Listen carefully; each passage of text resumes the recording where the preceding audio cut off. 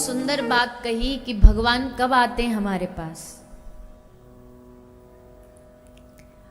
बोले भगवान आते हैं हमारे पास हमारी तैयारी को देख करके। हमारा अतिथि भी हमारे घर कोई आता है तो हम उसके लिए तैयारी करते हैं। बोले भैया आज फलाने आ रहे, एक्स्ट्रा सफाई करो, कुछ बेडशीट बदल दो, खाने में कुछ बढ़िया स्पेशल बना दो, रोज के जैसा नहीं, कुछ एक्स्ट्रा बनना चाहिए। तो एक बार जब वो अतिथि आएगा और जब देखेगा कि अच्छा हमारे आने पर ऐसा स्वागत होता है, तैयारी होती है, तो अगली बार भी उसका आने का मन करेगा। अगली बार भी बोलेगा अरे भैया वो तो बड़ा अच्छे से स्वागत करते हैं, वो तो बड़ा अच्छा भाव रख करके हमें खिलाते हैं पिलाते हैं। तो संसार का स्वार्थी इंसान जिसे प्रेम के विषय में कुछ पता भी नहीं है, वो इंसान भी हमारी तैयारी देखता है। तो भला ठाकुर जी बिना तैयारी देखे कैसे आ सकते हैं।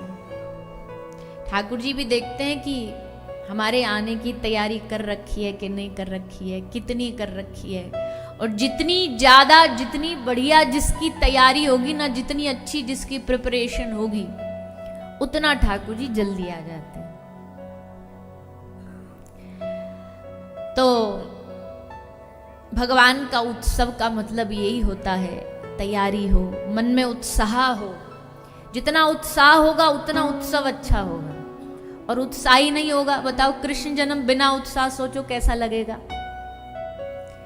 कोई उत्साही नहीं है, सब मरे बैठे हैं, मुंह पे 12 बजे हैं और कोई प्रसन्नता नहीं है, कोई खुशी नहीं है, तो काहे का उत्सव, कैसा उत्सव। तो उत्साह ही उत्सव को उत्सव बनाता है। तो आज हम ठाकुर जी का उत्सव मनाएंगे। उससे पहले भगवान और भगवान के भक्तों के कुछ चरित्र हैं, वो श्रवण कर लें। कल भी हमने भगवान के भक्त श्री विदुर जी, ध्रुव जी, सबकी कथा को श्रवण किया। श्री ध्रुव जी महाराज ने अपनी अल्प आयु में, बाल्यकाल में भगवत भक्ति करके भगवत प्राप्ति कर ली। सौभाग्यशाली है वो जीव जिनको अपने जीवन की कम आयु में समझ आ जाता है जीवन का उद्देश्य। इस धरती पर हर रोज लाखों लोग जन्म लेते हैं और लाखों ही मरते हैं, लेकिन कितने ऐसे हैं जो जन्म लेने के बाद मर भी जाते हैं, लेकिन उनको अपने जीवन का उद्देश्य नहीं पता चलता। उनको अपने जीवन का एम नहीं पता होता कि हमारे जीवन का उद्देश्य क्या है, किस लिए आए हम इस धरती पर, हमारे जीवन में हमें करना क्या है।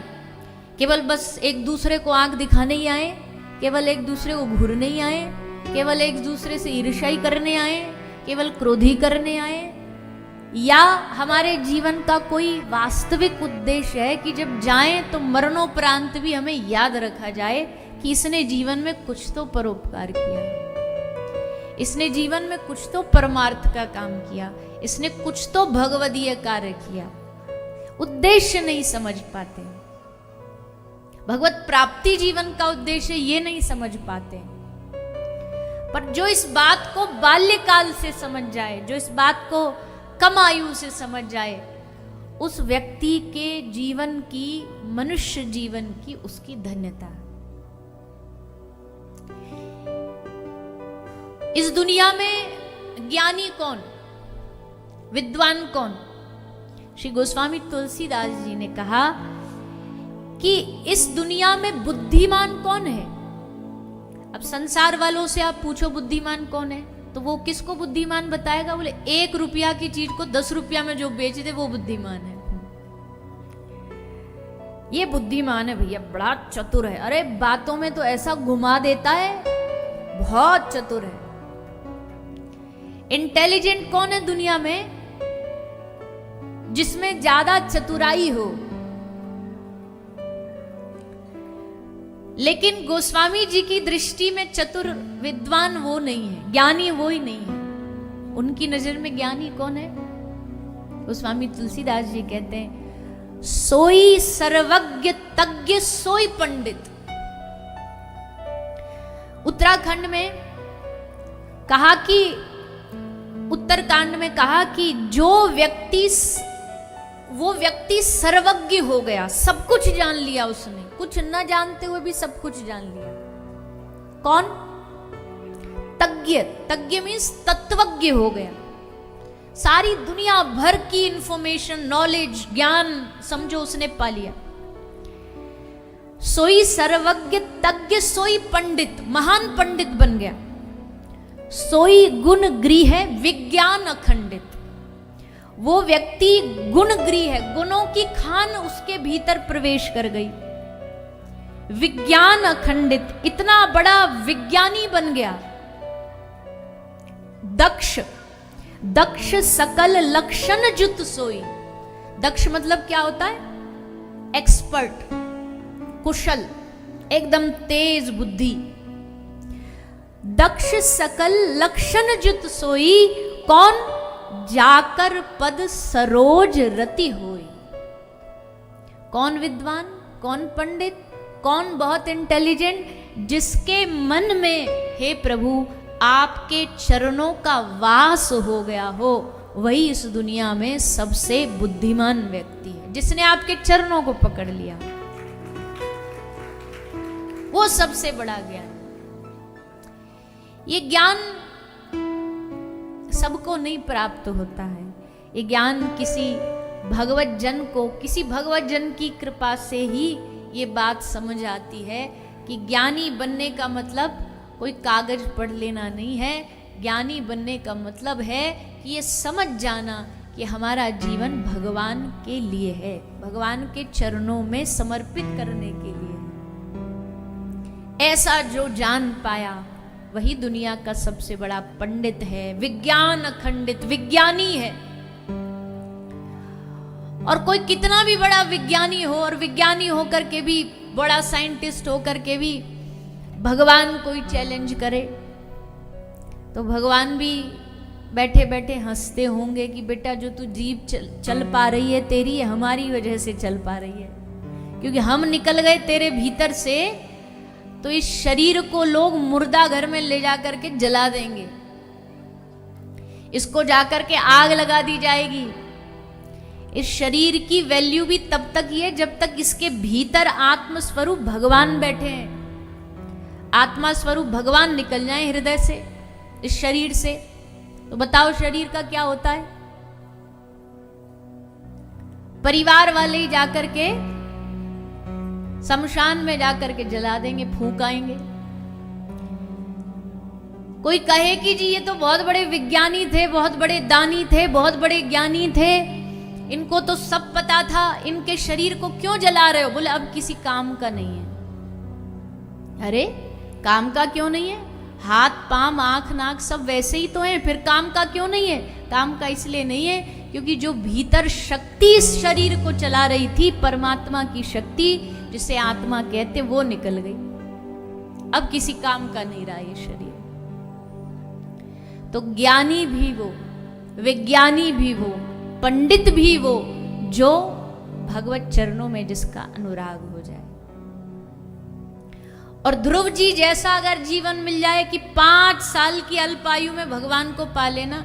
यहाँ छोटे छोटे बहुत बाल गोपाल घूम रहे होंगे कुछ ना कुछ 5-6 साल के, तो आप सोच के देखो इतना छोटा बालक भगवान को प्राप्त कर ले। और केवल प्राप्त ना कर ले, सुनीति माता ने कहा कि जा वन में जा भजन कर ले, जंगल में चला जा, भगवान को प्राप्त कर ले।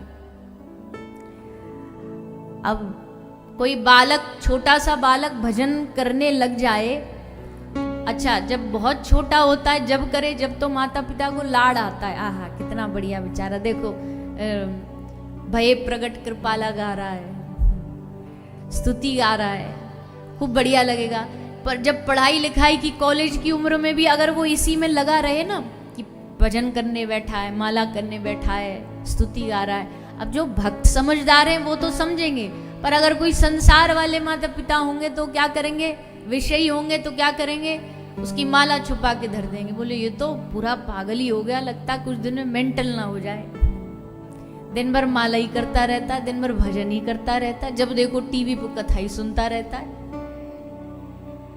तो घर के बड़े बुजुर्गों को डर लगने लग जाता है, ये कहीं ये कथा सुनते सुनते, कहीं ये माला करते करते कहीं घर ना छोड़ के भग जाए, कहीं बाबा जी ना बन जाए। तो पहली बात तो देखो भैया, घर ऐसे छूटता नहीं है किसी से, और अगर किसी कारण से कोई ऐसा छूट भी गया, घर छोड़ करके चला भी गया, तो भैया शास्त्र तो कहते हैं इस दुनिया में सबसे धन्य वंश वो है जिस वंश का कोई बालक हरि भक्ति में लग जाए, भगवान के चरणों में लग जाए। उससे श्रेष्ठ कोई वंशज नहीं हो सकता। तो कोई बड़ा हो, कोई घर का बड़ा व्यक्ति हो तो घबराना नहीं चाहिए, बल्कि कोशिश करनी चाहिए। अच्छा, अब बालक छोटी आयु में कंठी पहन ले, माथे पे तिलक लगा दे, तो घर के 2-4 बुद्धिमान लोग क्या बोलेंगे, अरे ये कोई उम्र है कंठी तिलक की? तो फिर किसकी उम्र है बताओ? गलत काम करने की उम्र है क्या? धन्य है वो परिवार जिसके घर का बालक कोई बचपन से कंठी तिलक धारण कर ले, भगवान का नाम स्मरण करने लग जाए, माला जाप करने लग जाए। इससे धन्य परिवार क्या हो सकता है? इसीलिए कभी भी बालकों को, युवाओं को भक्ति करने के लिए रोकना टोकना नहीं चाहिए, खूब खूब उनका सहयोग देना चाहिए। अच्छा, अब भक्ति चीज ही ऐसी है ना, हमने कल कहा था, कल या परसों, कि जो खुद नहीं कर पाते वो दूसरे को भी नहीं करने देते। अब यहाँ आप आए हो, आपको ये ठप्पा लगा दिया माथे पे, अब यहाँ से जब घर जाओगे तो 2-4 पड़ोसियों की कैमरा आप पे ही टिका होगा। कुछ लोगों की नजर ना बस बड़ी खतरनाक होती है, जहर जैसी होती है, एकदम बाण भी इतना घाव नहीं करता जितनी उनकी नजर घाव करती है। उनके चेहरे पे ये अलग ही वैरायटी के चेहरे होते हैं, वो नेगेटिविटी भरी होती है, नकारात्मकता भरी होती है। उनके जीवन में कोई काम धंधा नहीं है, खाली एकदम, और बस काम क्या है, नजर। सीसीटीवी एक क्षण के लिए कैप्चर करना भूल जाएगा, पर वो नहीं भूलेंगे। उनकी रिकॉर्डिंग में सब कुछ एकदम। तो जब आप लगा करके तिलक और गलती से कंठी और पहन ली यहां पर आकर के, तो अब क्या बोलेंगे, ऐसे ही है, बेकार ड्रामा है, नाटक कर रहा है। 2 दिन कथा क्या सुन ली, अपने आप को पंडित समझने लग गया, अपने आप को भगत जी समझने लग गया। ऐसा मन में हम सोचने लग जाते हैं। तो ऐसे लोगों से कभी डरना नहीं चाहिए, कभी नहीं डरना चाहिए। देखो, हम एक बात कहें, कोई कितना भी सामने से जहरीला हो, कितना भी नकारात्मक हो, वो अपनी तरफ से जो कर रहा है उसे करने दो, लेकिन हमें अपनी शांति, अपना आनंद उसके स्वभाव के लिए, अपना भजन उसके स्वभाव के लिए खराब थोड़ी करना। ऐसे तो दुनिया में मिलते रहेंगे, हर पल मिलेंगे। क्या उनके लिए हम अपना जीवन खत्म कर ले? क्या उनके लिए हम अपना सत्कर्म, अपना सद्कार्य खत्म कर ले? हम अक्सर क्या करते हैं, हम यही तो करते हैं, हम अपने जीवन का जो रिमोट कंट्रोल है ना, वो दूसरों को दे करके रखते हैं। उनका जब मन करेगा